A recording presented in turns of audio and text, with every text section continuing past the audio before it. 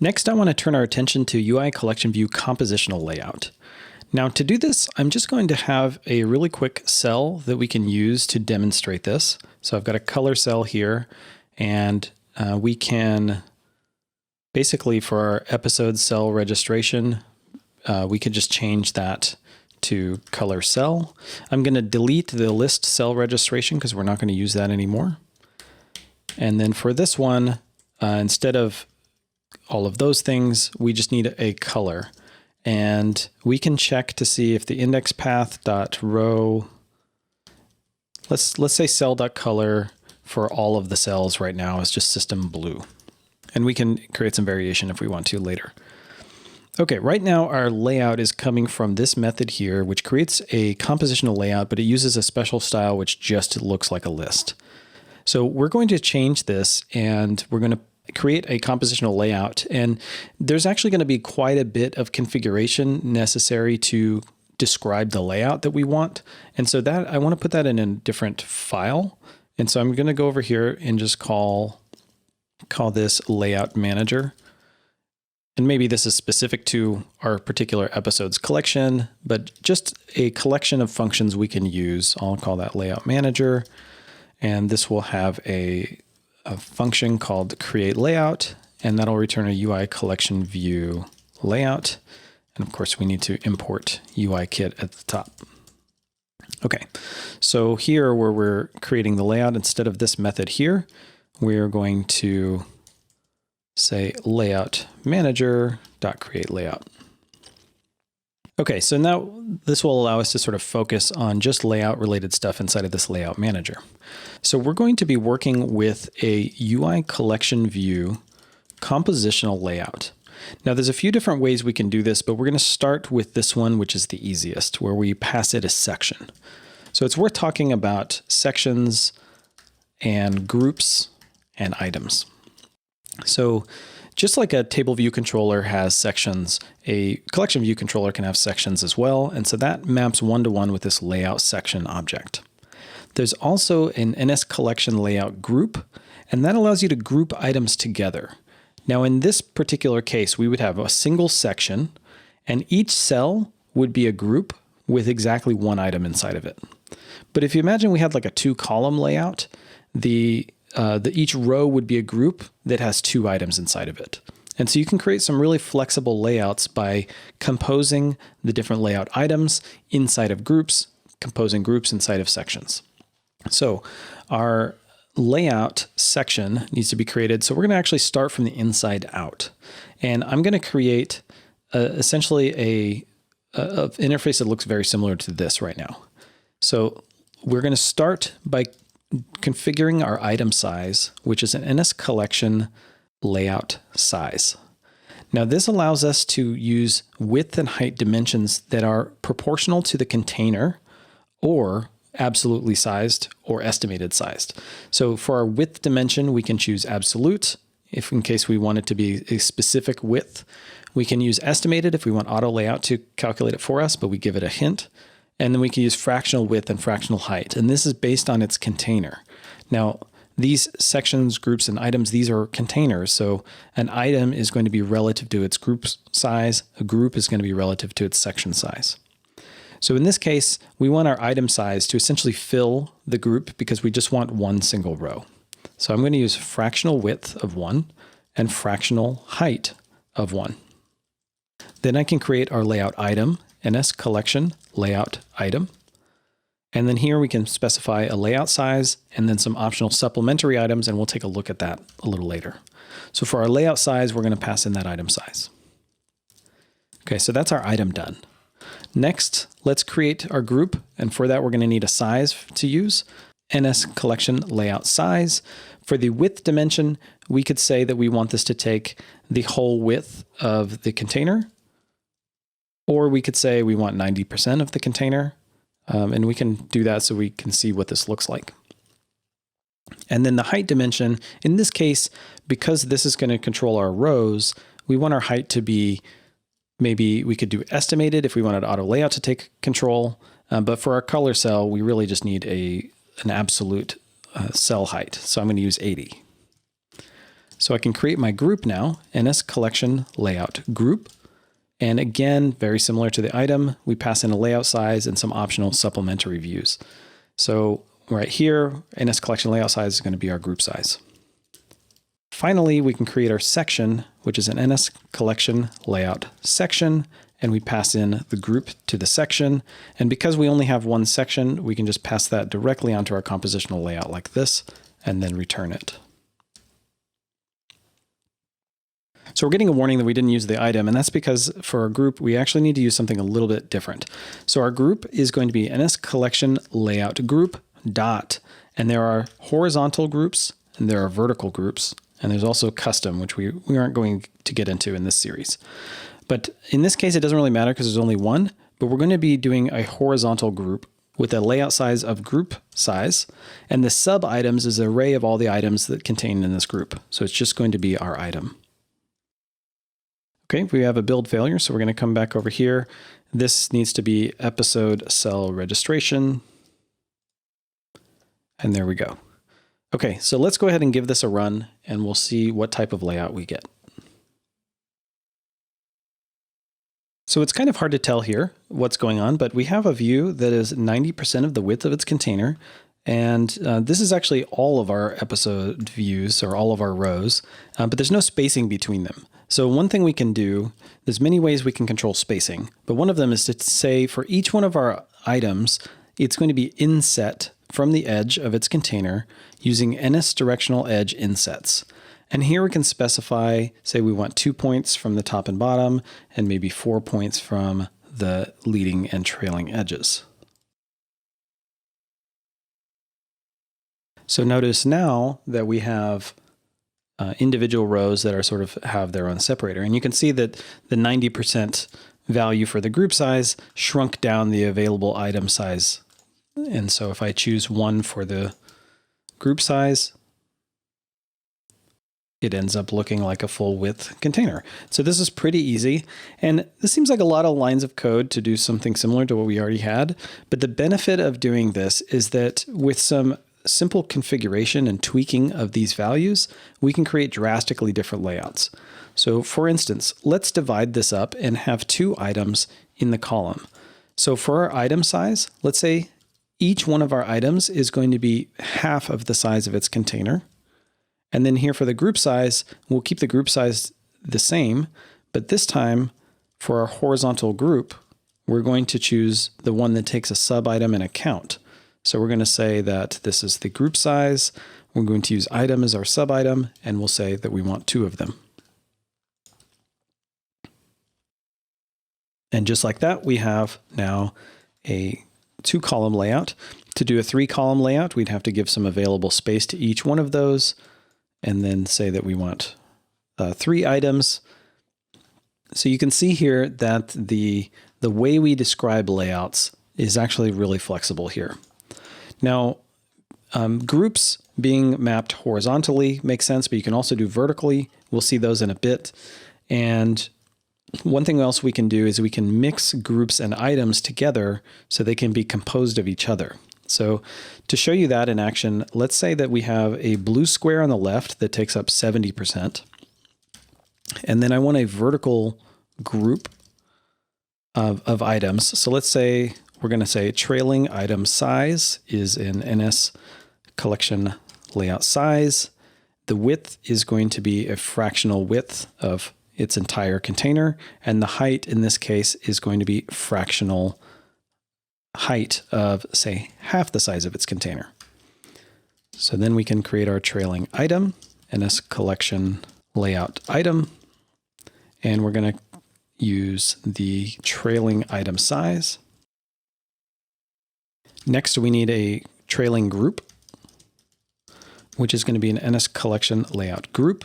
And this time we're going to use the vertical one, and we're going to use sub item and count. So the layout size for this one, trailing group size, is going to be an NS collection layout size.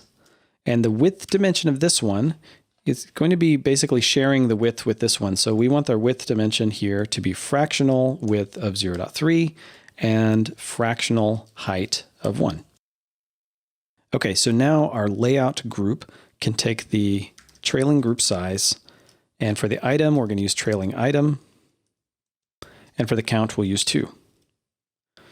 Okay, so far so good, but we're still not using this trailing group. Now what I want to do is, instead of saying that I want this group to contain 3 sub-items, all of them being the same, this time I'm going to use a horizontal group that takes an array of sub-items. We'll use our same group size as before. And the sub-items this time are going to be an array of item and trailing group. So notice that we're using a layout item here and a trailing layout group here, and we can mix these two together. And it looks like we're going to need some insets similar to what we did for our item. This time we'll use trailing item insets just so that we can see the separation between the two views. And there we go. 70% of the width is taken up with our first item. Then we have a group that stacks 2 items together. Now notice that we're not talking about views at all. We're just describing the layout. And so it fits in the views into those spots in our layout for us. So this is index path row 0, 1, 2, 3, 4, 5, like that. So using this type of compositional layout allows us to have a lot of control of how the layout is used, and we just describe them with sections, groups, and items. Okay, so those are the basics of compositional layout. Let's use this to create our featured episode cells that we saw in the first episode when we showed the completed example. So back over here on cells, I'm going to create a new file, and we're going to call this featured episode cell. We'll import UIKit at the top. And I'm basically going to copy this because it's going to be somewhat similar to this one. But the reason why I'm making this different is because the layout is going to be a little bit different, and we may want to have some flexibility in having 2 different cells so they can deviate from each other. You could add more views to one, change out the constraints, etc. So we're going to keep the title, subtitle, and image view. For our image view, we're going to use a larger corner radius. And for this one, we're actually not going to have a horizontal stack view at all. This one is now going to just be a stack view, just one single stack view, and it'll be vertical. We're no longer going to have our image width constraint like this, but we will have the multiplier there.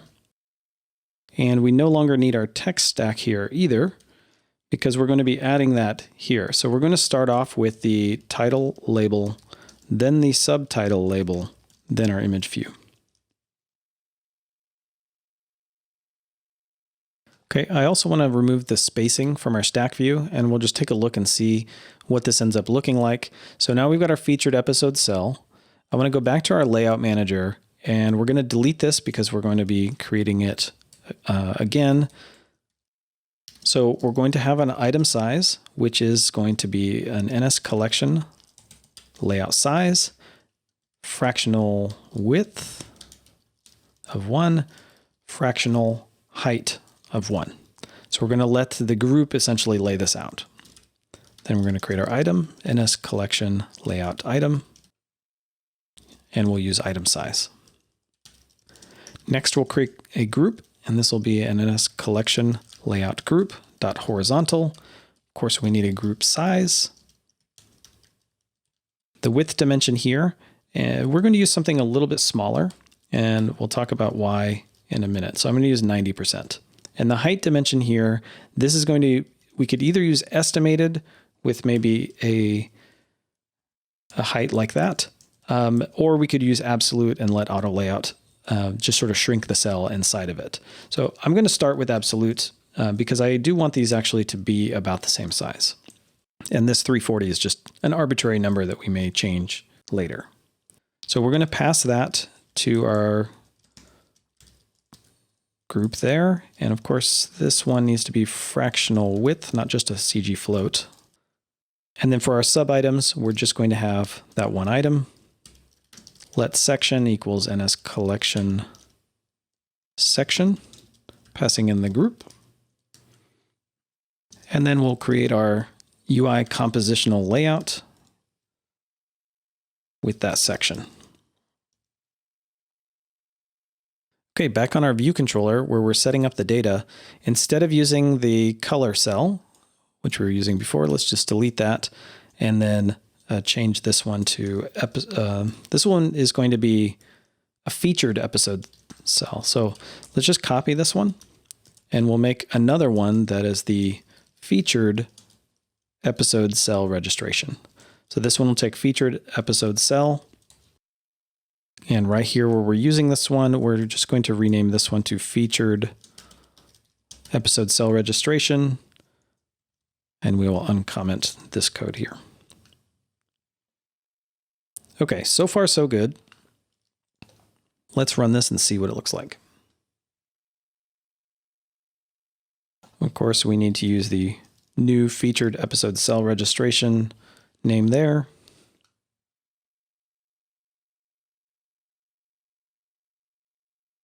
Okay, so these are our featured cells, and they look pretty good, but I do want to change things just a little bit. I want to have a border on the top there, and I want to control the spacing a little bit to separate them from this item here. So because we said that we wanted an estimated, or rather we said we wanted an absolutely positioned item, it's sort of deciding what to stretch in our view, in our stack view, and it's deciding that this first view can just stretch vertically, which produces this extra space.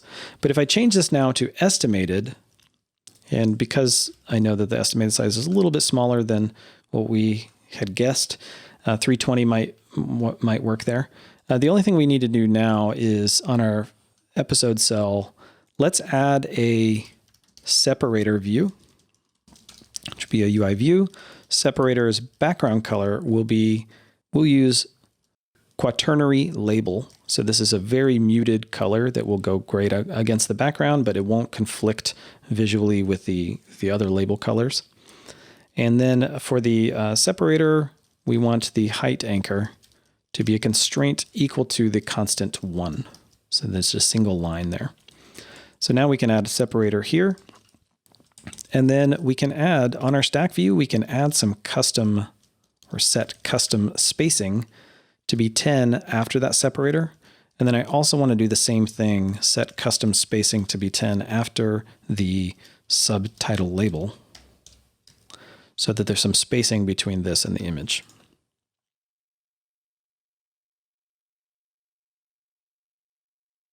Okay, that's looking pretty good. So the next thing I want to do, in the completed example, you saw that they were sliding left and right. And so to do that, we're going to go back over to our layout manager, and we're going to tell this section that it has an orthogonal scrolling behavior. And here we could just use continuous to see what that looks like.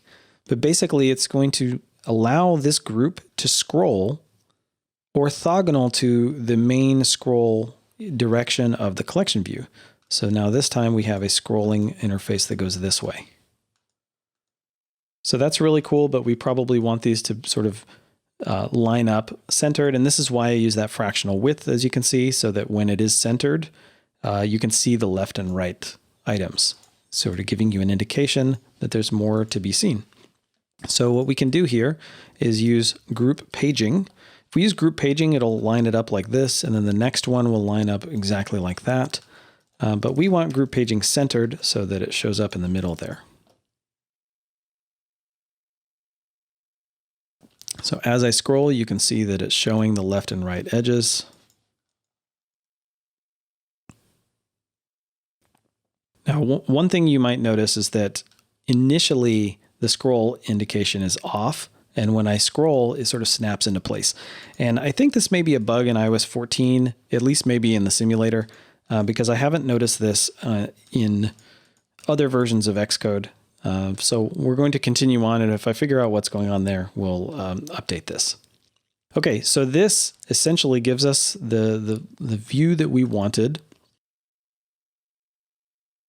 However, we still have this little problem here with the label. So essentially what's happening is it wants to fill up this area. Even though we said use an estimated height of 320, it is allowing that. So what we could do here is perhaps add a spacing view between this and that one.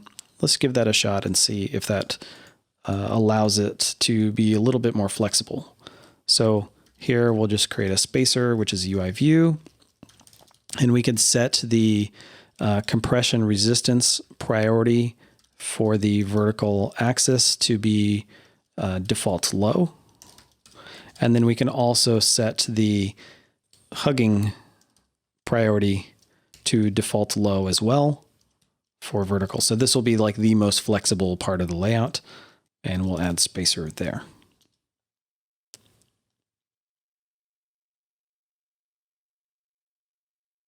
Okay, that seems to do pretty well. However, maybe our estimated size is just a little bit too tall. So we're at about 385 pixels there. So I think what we're going to do here is just tell the layout that our estimated size is quite a bit smaller than this. So I'm going to use 240 points and see what that looks like.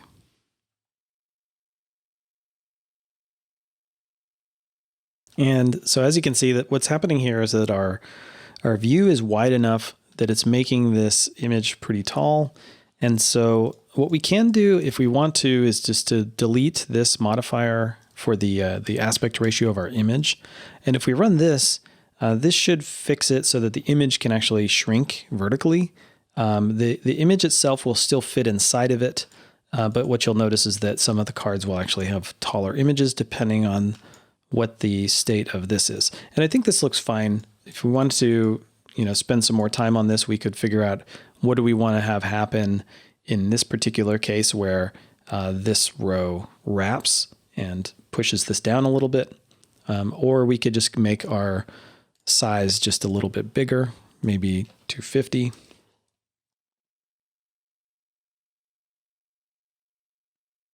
And that gives it a little bit more room so it's a little bit more consistent with the others.